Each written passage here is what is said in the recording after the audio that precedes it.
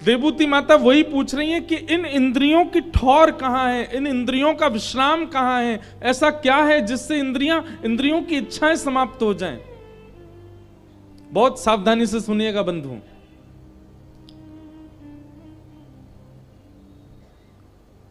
कई लोगों के दुख के कारण बहुत बड़े होते हैं, पर कई लोग ऐसे भी होते हैं जो केवल नमक ज्यादा और कम होने पर भी दुखी हो जाते हैं दिन में।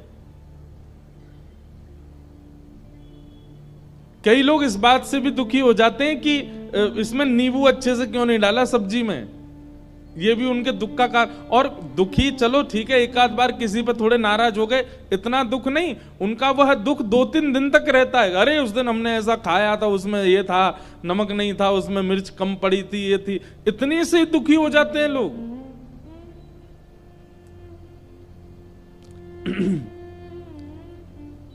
इतने से दुखी हो जाते हैं कि रात में जो तकिया थी वो ज्यादा गुदगुदी नहीं थी, पतली थी, बड़ी वाली चाहिए, उससे हमको नींद आती है।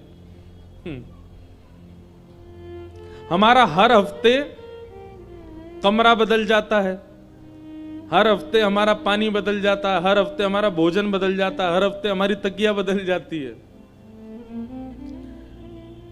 अभी 22 तारीख तक यहाँ है, वो 21 तारीख तक, 22 से चले जाएंगे। हापुड़ में कथा 22 से ही है, उस दिन सब परिवर्तित हो जाएगा। लेकिन सत्संग के प्रभाव से, कथा के प्रभाव से धीरे धीरे धीरे एडजस्ट होना सीख रहे हैं, सीख गए। अब हर स्थिति में, कैसी भी परिस्थिति हो, कैसा भी जलवायु हो, कैसा भी भोजन प्रसाद हो, कैसे भी लोग मिल जाएं, कितना भी सम्मान हो, कितना भी अपमान हो, अब ज्यादा फर्क नहीं पड़ता। आप यदि हमारा बहुत सम्मान कर दें तो भी हमको ज्यादा प्रसन्नता नहीं होगी, और हां आप अपमान भी कर दो तो भी ज्यादा बुरा नहीं लगेगा। और करने वाले करते हैं, बिसौली की बात नहीं है। कहीं ऐसी जगह भी कथाएं होती है कि मंच से उतरते समय व्यक्ति कुछ अपशब्द भी बोल देते हैं। लेकिन सत्संग का प्रभाव ऐसा होता है कि आप समत्व रहना सीख जाते हो, आप स्थितियों में सम रहना सीख जाते हो। आपको भोजन से कोई फर्क नहीं पड़ता, आपको जलवायु से, आपको व्यवस्थाओं से ज्यादा फिर दिक्कत नहीं होती, आप सम रहने लग जाते हो। और ये समत्व सबके अंदर नहीं आ पाता। अधिकतर लोग इस असमत्व की वजह से ही परेशान हैं। वही बात यहां देवूति माता कह रही हैं, हमारी इंद्रियां अशांत रहती हैं, हमारी इंद्रियां बेचैन रहती हैं। ऐसा कोई उपाय बताओ कि इंद्रियां हमारी शांत हों, इंद्रियां हमारी स्थिर हों, इंद्रियां हमारी समत्व हो जाएं, सम हो जाएं।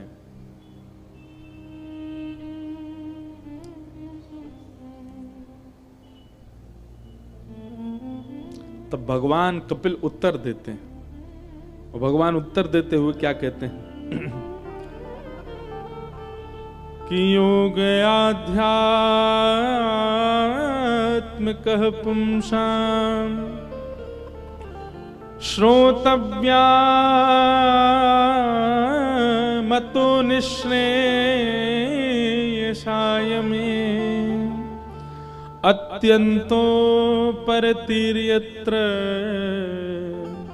दुःखस्य च सुखस्य च कि चेतः खलवस्य बन्धाय मुक्तये चात्मनो मतम् गुणेषु सक्तं बन्धाय रतं वा पुंस मुक्तये। भगवान कपिल उत्तर देते हुए क्या कह रहे हैं,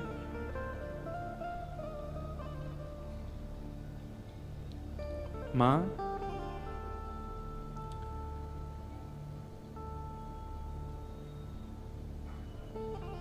इंद्रियां दूषित नहीं है।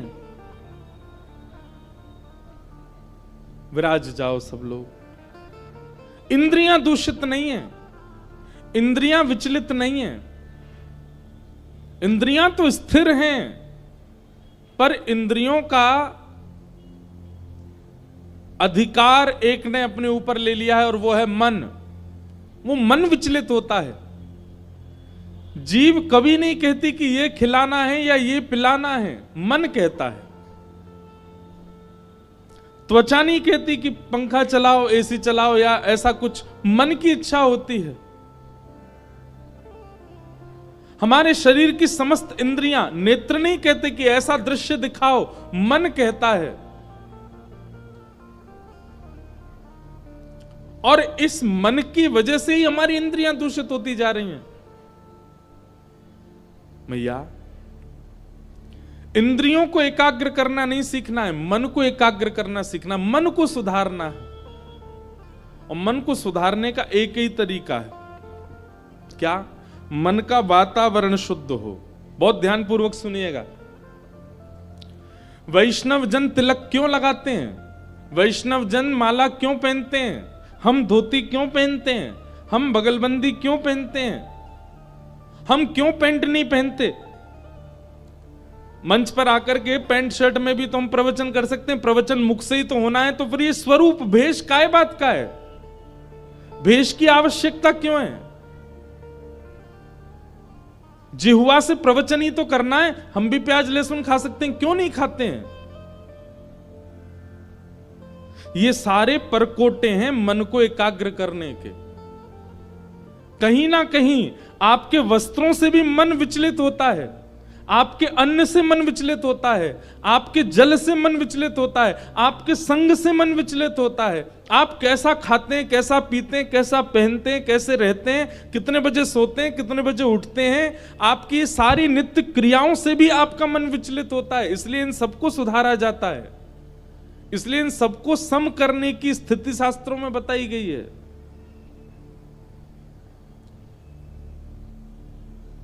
क्यों वैष्णव जन धोती में ही रहते हैं? क्योंकि पैंट में भजन नहीं होगा। जीन्स पहन करके वह स्मृति क्रिया नहीं बन पाएगी। ये बात स्पष्ट है। हां, आप कर सकते हो भजन, आप थोड़ा बहुत ध्यान लगा सकते हो, थोड़ी बहुत स्थिति में जा सकते हो, पर पूर्णता नहीं आ पाएगी, विचलनता कहीं ना कहीं रहेगी। मन का वातावरण शुद्ध नहीं होगा तो मन तो विचलित रहेगा। इसलिए मन की शुद्धता, मन के एकाग्रता के लिए ही ये सब कुछ किया जाता है। भगवान कपिल कह रहे हैं, मां, मन का संग सुधार दो, मन के आसपास की स्थिति सुधार दो, मन अपने आप सुधर जाएगा। यदि मन का संग नहीं सुधरा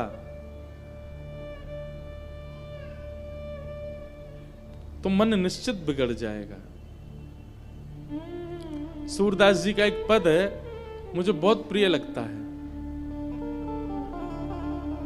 तजोरे मन हरि विमुखन को संग, तजोरे मन हरि विमुखन को संग, तजोरे मन हरि विमुखन को संग, तजोरे मन हरि विमुखन को संग, तजोरे मन हरि विमुखन को संग, तजोरे मन हरि विमुखन को संग। जाके संग कुमति उपजत है, जाके संग कुमति उपजत है। शब्द सुनिएगा ध्यान से।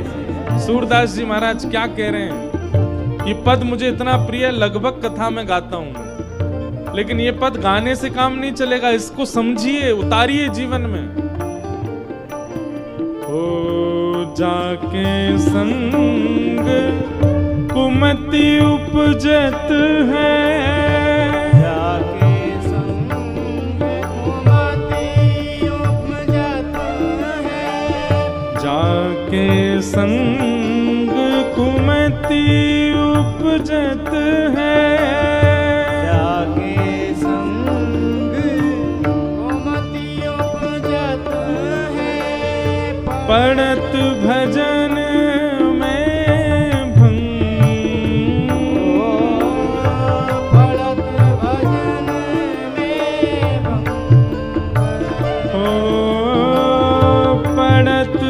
भजन में भंग,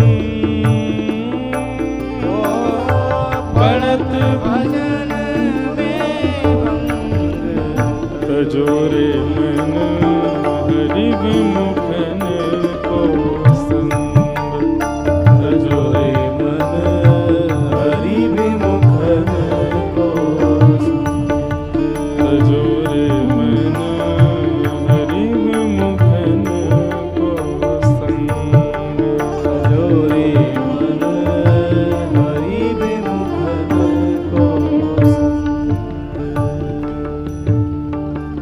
कहा होत पैपान कराए, कहा होत पैमान कराए, विष नहीं तजत भुजंग,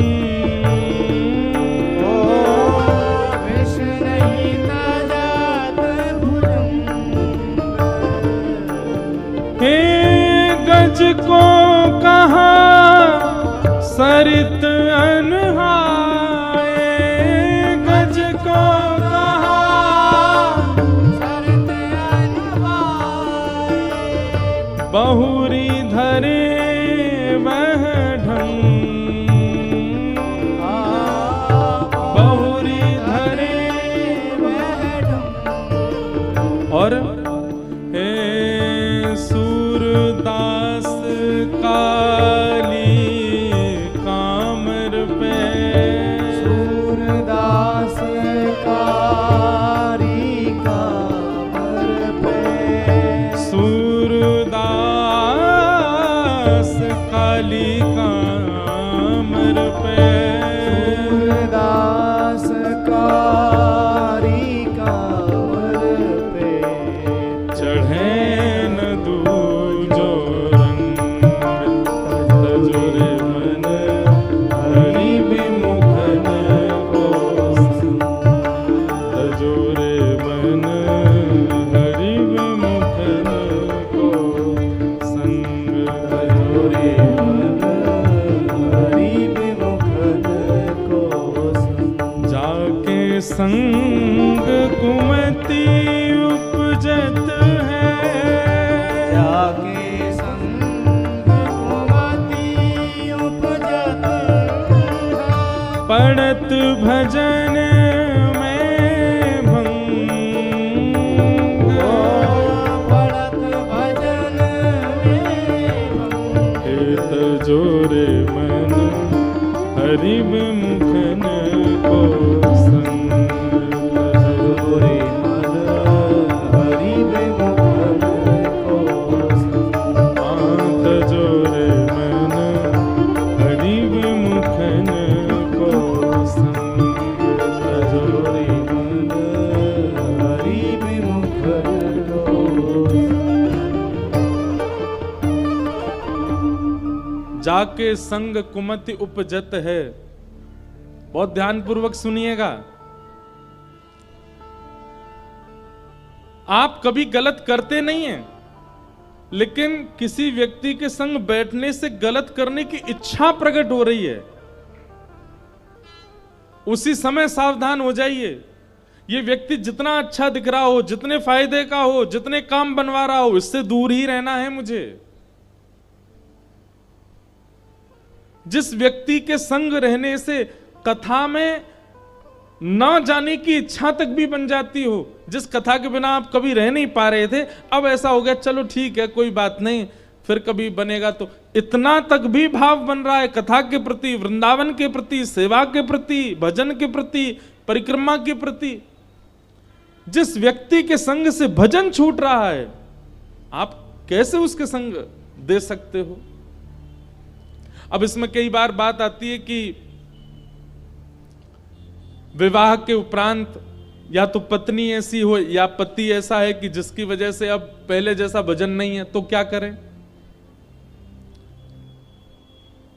पहले तो अब तो जिनके ब्याह नहीं हुए वो पहले ही ठोक बजा के भैया कि ठीक है कि नहीं, घड़ा कहीं पोला तो नहीं, भीतर भरा हुआ है ना इसमें भाव, पहले ही देख लो। हम तो कथा में कहते हैं कि अपने बायोडाटा जो बनवाते हैं ना लोग, विवाह के लिए जब भेजते हैं तो उसमें सबसे पहले ये लिख देते हैं कि हमने बीए किया है, हमने एमए किया है, हमने ये किया है, हमारी हॉबीज ये हैं, हमारे ये है ये। इसमें ये भी लिखा करो कि हम कथा भी सुनते हैं, हम हर महीने वृंदावन जाते हैं। जैसे कल हमने सुना था ना, हरपाल जी ने जिस कन्या से ब्याह किया उसने पहले ही कह दिया 1000 संतों को रोज भोजन करा, ऐसे से ब्याह करूंगी। ऐसे ही वैष्णव बालक है, वैष्णव बालिका है, वह भी पहले रख दे बात। हर महीना कथा में ले जाना पड़ेगा हमको, हर महीना वृंदावन के दर्शन कराने पड़ेंगे। श्री राधा वल्लभ राधारमण जी में साल में एक बार 56 भोग लगाना पड़ेगा। गिरिराज जी की परिक्रमा 6 महीना में एक बार जाने ही जाना है। ये सब रजामंदी हो तब हमसे ब्याह करो भैया, नहीं तो नहीं करो।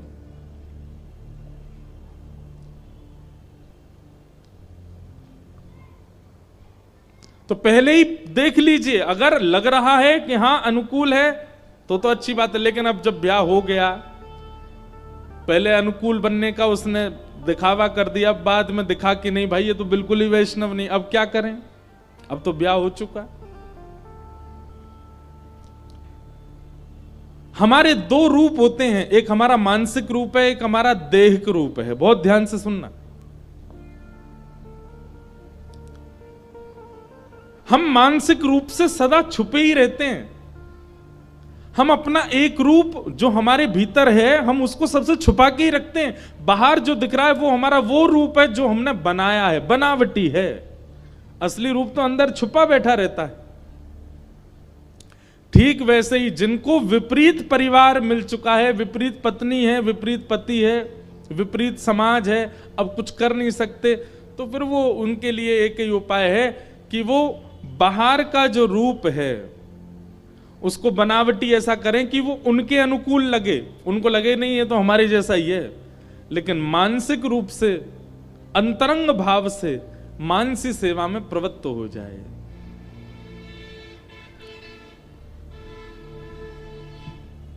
मानसी सेवा समझते हैं? मानसी सेवा का मतलब होता है कि दिन भर में एक समय ऐसा निकालिए, उस समय आप आसन लगा करके बैठिए, मेरुदंड सीधा करके सुखासन में बैठिए और नेत्र बंद करके अपने नेत्रों के, अपने मन में ही ठाकुर जी का एक स्वरूप रखिए, ठाकुर जी का एक मंदिर बना करके रखिए, वहीं पर एक कुंज, वो एक अलग दुनिया बनाओ चित्त में, और नित्य उस चित्त में जाकर के वहां मानसी सेवा करो। ठाकुर जी की सेवा करो, आराधना करो, वस्त्र पोशाक पहनाओ, ठाकुर जी को गा करके सुनाओ, ठाकुर जी के सामने नृत्य करो, ठाकुर जी गले में गलवैयां डाल करके घूमो। इस प्रकार मानसी चिंतन करके मानसी सेवा रखो।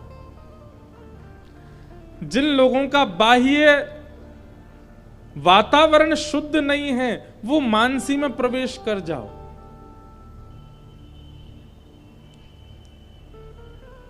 बाह्य रूप से वैसे ही रह जाओ जैसे सब लोग हैं, पर अंतरंग भाव से, मानसी भाव से बिल्कुल परम शुद्ध हो जाओ।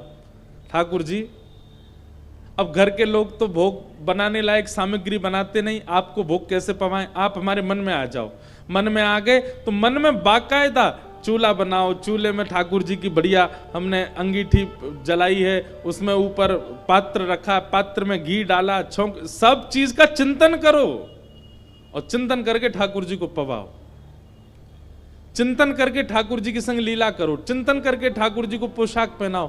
प्रारंभिक समय में थोड़ी दिक्कत हो सकती है, परंतु आप निरंतर करते करते करते करते एक समय ऐसा आएगा कि वह चिंतन की सेवा इतनी प्रगाढ़ हो जाएगी कि आपको बाह्य सेवा करने का भाव ही नहीं बनेगा, आपको लगेगा मानसी में ही रहूं मैं। हमारे वृंदावन की एक रीति मानसी सेवा की है, वहां मानसी चिंतन करते हैं ठाकुर जी का।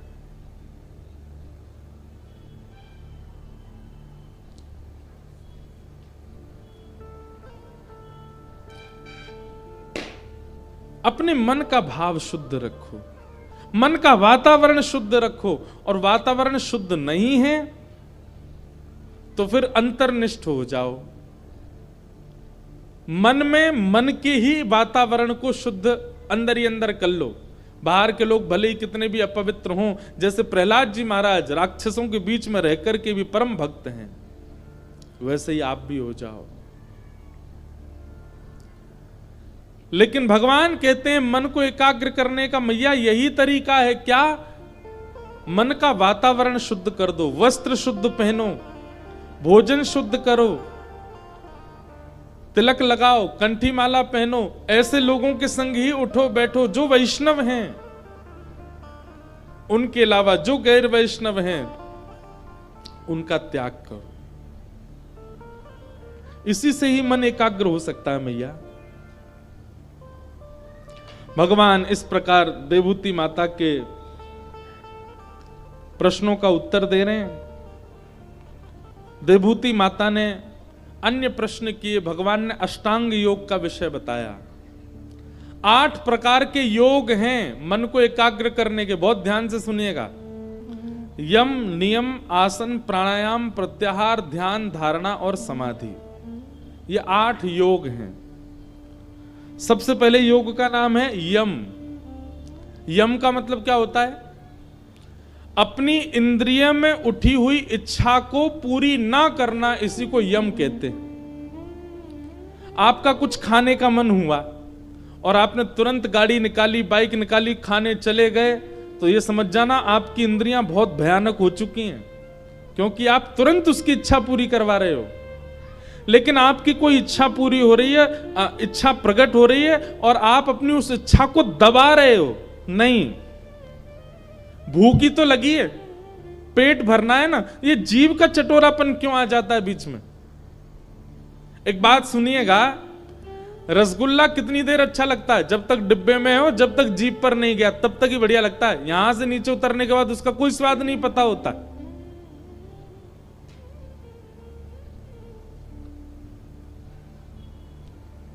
इसलिए सबसे पहला यम, अपनी इंद्रियों को इतना वश में करो, इनकी प्रकट होने वाली इच्छाओं को दबाओ।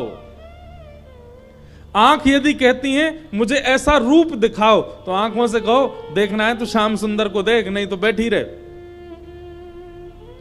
जीव कहते हैं कि हमें फलानी वस्तु खिला करके लाओ, तो जीव को भी कह दो घर में ठाकुर जी का प्रसाद बना है वही पाले, बाहर का कुछ नहीं मिलेगा। आप इन इंद्रियों के दास नहीं हैं, आप इंद्रियों के स्वामी हैं, और स्वामी की तरह बर्ताव कीजिए। आपको ऐसा लगता है कि आपका सौंठ टिक्की खाने का मन हुआ और आप खाने चले गए, तो आप स्वामी हो, नहीं, आप दास हो। आपकी जीव ने इच्छा प्रकट की और आप खाने चले गए।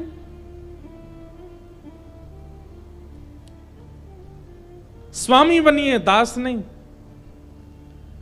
प्रकट होने वाली इच्छाओं को दबाओ, यह सबसे पहला योग है यम।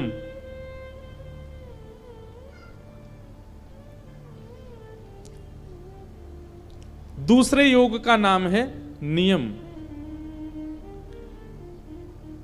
और एक बात याद रखिएगा, जिसने पहला नहीं किया वो दूसरा नहीं साध पाएगा, दूसरा नहीं किया तीसरा नहीं साध पाएगा। ये 8 योग हैं। अगर पहला डगमगाया तो सारे डगमगा जाएंगे।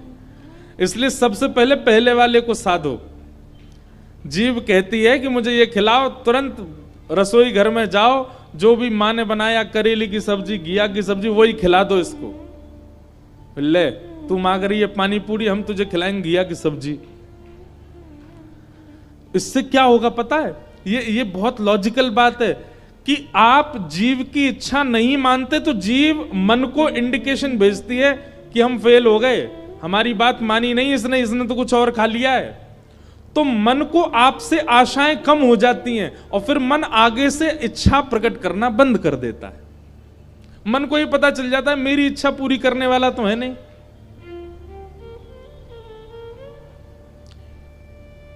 सब लोग इधर देखो, इधर देखो, इधर देखो, कथा सुनो। हम भी आप लोगों की तरह ही हो जाएं, इधर ही देख के बोलते रहे, कैसा लगेगा? इधर ही देखे करो ना, कथा चल रही है बढ़िया।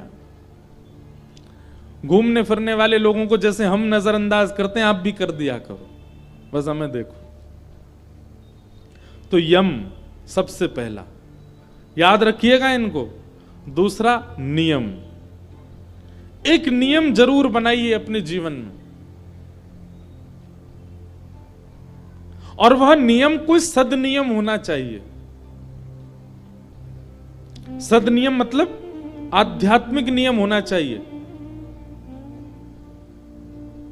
जैसे सुबह उठते ही, सुबह उठे हैं, उठ करके हाथ मुंह धो लो, स्नान आदि कर लो, और स्नान आदि करने के बाद में फिर कुछ खाने पीने की इच्छा होती है, नियम बना लो, हम जब तक कुछ नहीं खाएंगे जब तक वृंदावन के सप्त निधियों को प्रणाम नहीं कर लें।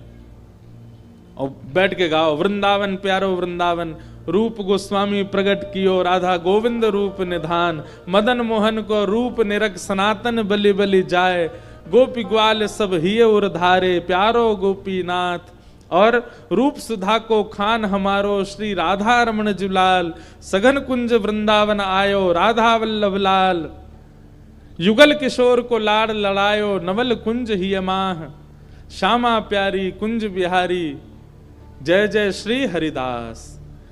इस प्रकार सातों निधियों को प्रणाम कर लो, नियम बना लो एक कि नित्य चिंतन करके वृंदावन जाना है, सातों निधियों को प्रणाम करना है, और निधियों को प्रणाम करने के बाद तब हम कुछ सेवन करेंगे। दूसरा कोई सदनियम बना लो, क्या, रोज सुबह उठ करके, डॉक्टर ने कहा कोलेस्ट्रॉल बढ़ रहा है आपका, शुगर बढ़ रहा है, थोड़ा मॉर्निंग वॉक किया करो। वॉक करके कहां जाओगे? गौशाला जाओ, गैयाओं के पास जाओ, दौड़ करके जाओ, गैयाओं के बीच में जाकर के गैयाओं पर हाथ फेरो, गैयाओं के बीच में बैठ जाओ, थोड़ा कीर्तन भजन सुनाओ, गौरज माथे से लगा के आ जाओ, एक सदनियम बनाओ। और ये नियम का मतलब क्या होता है? अंतिम श्वास पर्यंत वो नियम टूटना नहीं चाहिए आपका। भूचाल आ जाए, दुनिया उलट पुलट हो जाए, लेकिन आपका नियम ना टूटे, ऐसा नियम बनाओ।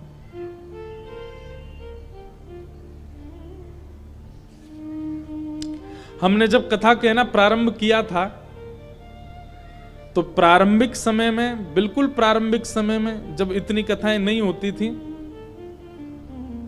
तो क्या करते थे? हमारी गौशाला है वृंदावन में, सुबह उठ करके 3:30-4 बजे उठ करके स्नान ध्यान करके, और कोहरे का समय होता था, ठंड का ही समय, मुझे अभी भी याद है, और हम जाते अपनी भागवत जी को लेकर के, और गैयाओं के बीच में तखत बिछा के वही कथा सुनाते गैयाओं को। यही सब चर्चा जैसे आपको सुनाते हैं ना, गैयाओं को भी बोलता था, इधर देखो इधर देखो इधर देखो, ए गैया तू न्यार खावे में लग रही, मुंह देख ले। 15-16 दिन में ऐसा नियम बन गया था कि गाय अगर मैं नहीं जाता था तो गैया रम्माती थी पूरे दिन, आज व्यास जी कथा सुनाने नहीं आए हमको।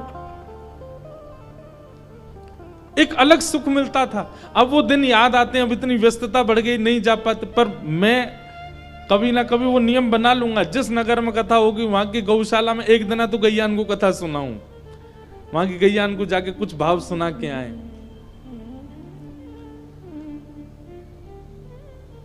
एक नियम बनाइए, सद नियम। तो सबसे पहले यम, पहला योग मन को एकाग्र करने का। दूसरा नियम, एक नियम बनाइए, आज कथा सुन के चले जाइए, रात में ही विचार कीजिए क्या नियम बनाना, कल से ही बना लीजिए और कल से शुरू कर दीजिए। और वो नियम ऐसा हो जो टूटे ना, दुनिया हिल जाए लेकिन आपका नियम नहीं टूटे। यम, नियम। और तीसरा आसन, एक आसन पर ज्यादा देर बैठने का प्रयास किया कीजिए, आसन को जीतो। जो व्यक्ति बहुत ज्यादा मुद्राएं बनाता है ना, उठने में, बैठने में, चलने में, ये समझ जाना इसका मन एकाग्र नहीं है। कई लोग खड़े भी होंगे तो यूं ही खड़े होते हैं, कमर पे हाथ धर के, कभी दीवार से हाथ लगा करके, और कुछ ना कुछ उनको सहारा ही चाहिए होता है। बैठेंगे सोफा पे, सीधे नहीं बैठ सकते, पाम में पाम दबा लेंगे, कभी पाम ऊपर धर लेंगे, कभी कुछ करेंगे। कथा में ही बैठने वाले सोता सुनते हैं, वो भी एक आसन में नहीं बैठते, कुछ ना कुछ बदलते ही रहते हैं। बहुत अंगड़ाइयां लेने वाले व्यक्ति को भी यही समझ लेना, मन एकाग्र नहीं है इसका। लेकिन हम आते हैं ना, हमारी 2-4 जगह से सरबट आती है, हमारी तो प्रेस भी नहीं बिगड़ती बगलबंदी की, ऐसे बैठे रहते हैं पूरे। एक आसन में स्थिर रहना एक प्रकार से मन को एकाग्र करने का तीसरा आसन है। बहुत कहते हैं लोग, मन बहुत, महाराज जी हमारा भजन में मन बहुत विचलित होता है, नाम जब करते हैं मन इधर उधर चला जाता है।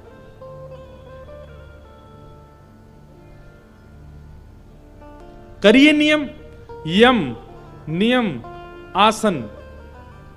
और चौथी बात, प्राणायाम। कुछ नहीं करना ज्यादा प्राणायाम, पर एक करो। क्या? एक नासिका छिद्र बंद करके जब श्वास भीतर लो तब किसी मंत्र का उच्चारण करो। मंत्र का चिंतन करते हुए श्वास भीतर लो। याद रहे गायत्री मंत्र नहीं होना चाहिए, क्योंकि गायत्री मंत्र लोग बाग बहुत बोलते हैं। गायत्री मंत्र को उच्चारण करने का विधान नहीं है। गायत्री मंत्र मनी मन चलना चाहिए, उसको बोलना नहीं चाहिए, उसका उच्चारण नहीं होना चाहिए। उसके लिए अवस्था शुद्ध चाहिए, व्यवस्था शुद्ध चाहिए, तन शुद्ध होना चाहिए। चलते फिरते उठते बैठते गायत्री बोलने से उसका फिर प्रभाव गलत होता है। कोई भी भगवत नाम हो, कोई भी वैदिक श्लोक हो, उसका जो आपको याद हो, नासिका बंद करके जब श्वास खींचो तब उसका चिंतन करो। दोनों नासिका बंद करके जब ब्रह्म रंध्र में आपके वायु पहुंच जाए तब पुनः उसका चिंतन करो। और दूसरी नासिका छिद्र से श्वास निकालते समय फिर 3 बार श्लोक का वाचन करना है। पूरक, रेचक, कुंभक, लेते समय, व्यवस्थित समय और निकालते समय, तीनों समय प्राणायाम। यम, नियम, आसन, प्राणायाम। और 5वां योग है प्रत्याहार, आहार की शुद्धि। आहार की शुद्धता में एक चीज बना लीजिए, क्या? जो ठाकुर जी को भोग लगेगा हम वही पाएंगे, बिना भोग की वस्तु स्वीकार नहीं करेंगे। यही नियम बना लो बस। और फिर जो ठाकुर जी को भोग लग सकता है वही बनाइए, उसके अलावा कुछ नहीं। यम, नियम, आसन, प्राणायाम, प्रत्याहार, ये 5 नियम, 5 योग आप पालन कर लीजिए। बचे हुए 3 आपको करने नहीं पड़ेंगे, तीनों आपको अपने आप मिल जाएंगे। कौन कौन से? ध्यान, धारणा और समाधि। ये 5 यदि भली भांति आपने कर लिए, आप 1 हफ्ता ये 5 नियम पालन करके देखिए। उससे क्या होगा? 5 नियमों का पालन करते हुए 1 हफ्ता बाद आप एक आसन पर बैठ करके नेत्र बंद करके जिस भूमि का, जिस तीर्थ का, जिस स्थान का चिंतन करोगे, अपने आप वह स्थिति बनने लग जाएगी। ध्यान। और ध्यान करते करते करते कुछ दिन और बाद फिर क्या होगा?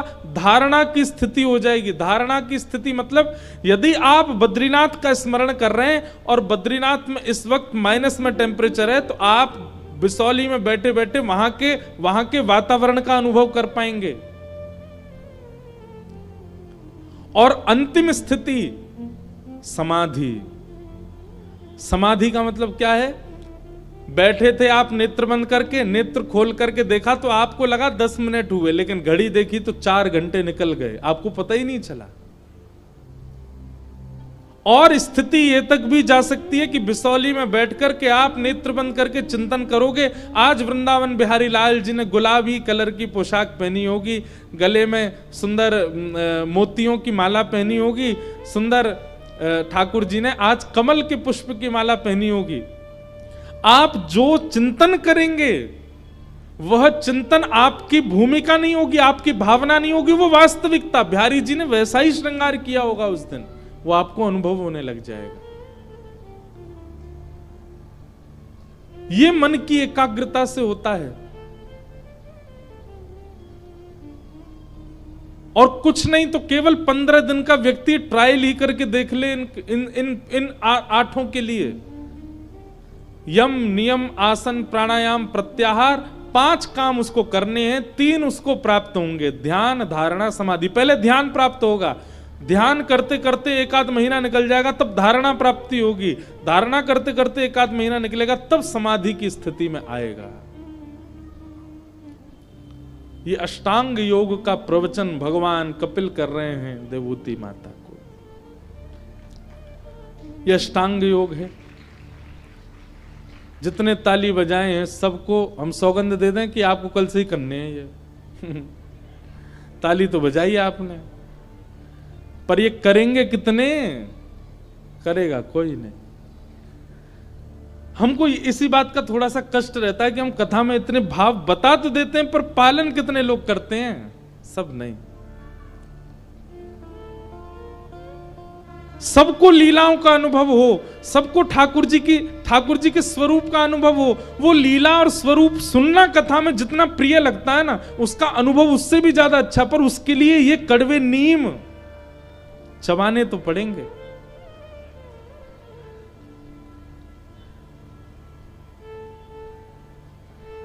थोड़ी सी सूक्ष्म साधना है, केवल जीव को जीतना है, केवल नेत्रों को जीतना है, केवल इच्छाओं को जीतना है। ये सूक्ष्म साधना भी कर ले व्यक्ति। और हां, एक बात याद रखिएगा, हम किसी का विरोध नहीं कर रहे, पर यह सूक्ष्म साधना का भी प्रदर्शन नहीं होना चाहिए। बीच में ऐसा समय आया था, लोग बाग वो कर रहे थे 21 दिन का चैलेंज, 108 दिन का चैलेंज, पर उसको दिखाते हुए कर रहे हैं। आप ब्रह्मचर्य का पालन कर रहे हो तो वो आप दिखा कैसे सकते हो सबको? आप योग साधना कर रहे हो, आप अपनी इंद्रियों पर वशीकरण कर रहे हो, तो आप उसका प्रचार मत कीजिए। वो अंतरंग भाव है, अंतरंग भाव से करोगे तभी मन एकाग्र होगा। क्यों साधु महात्मा शहरों में गांव में बैठ के तप नहीं करते थे, एकांत में हिमालय पे ही क्यों गए? क्योंकि नियम दिखाया नहीं जाता है। हां, बता दो, पर उसको एकांत में रह करके करो, नहीं तो वो नियम से मन एकाग्र होगा नहीं। अष्टांग योग बताए, तत्पश्चात मैया ने कई प्रश्न किए, भगवान ने सब प्रश्नों के उत्तर